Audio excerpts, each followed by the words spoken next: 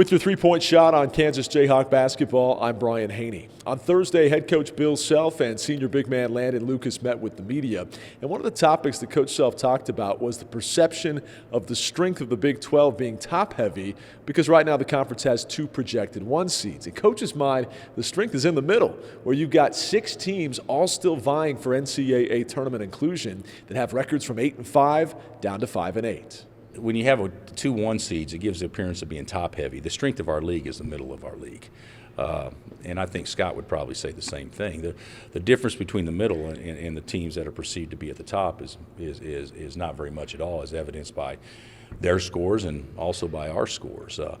I do think it's a monster league because 18 games, round robin, and even home games, as you guys well know with us, they're not a cinch by any stretch. Whereas in other leagues, you may be top heavy, but usually when you're top heavy, you're also bottom heavy a little bit too. So you can pencil in, well, there's 3 or 4 wins, that you're going to get. That's not the case in our league. And as we mentioned on last week's report, league games have been closer than ever this season because of the parity and the depth of the league. And Kansas reflects an ability to win those games, 9-2 in contests decided by 6 points or less.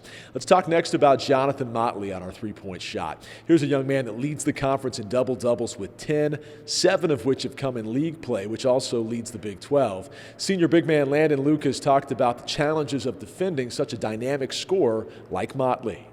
Just try to make sure that he didn't catch it, in areas that are easy to make quick moves and score. And the other thing that we kind of emphasized at halftime was, especially with me trying to do my best to avoid fouls, when he does catch it, maybe outside of the area, the guards helping down and, just digging and just showing that they're around kind of just makes them hesitate enough to discourage some things. So, just being in strong help, playing team defense and making it less of, one-on-one situations is definitely helpful. And I think that we did a better job at that in the second half. On our final point, we take a look back at the first meeting just 2.5 weeks ago when Baylor came to Allen Fieldhouse and Kansas emerged victorious 73-68. Coach Self touched on some things he'd like to see his team improve upon as they head to Waco on Saturday.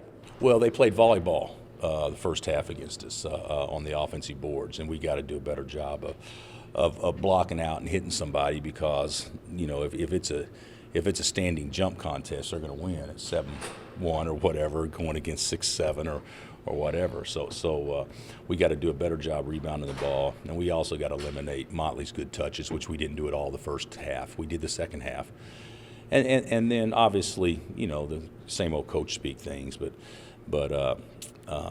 we have to attack their zone better. It's a noon tip-off on Saturday, number 3 versus number 4 in Waco. Catch all the action on the Jayhawk Network. Covering KU men's basketball, I'm Brian Haney on KUathletics.com.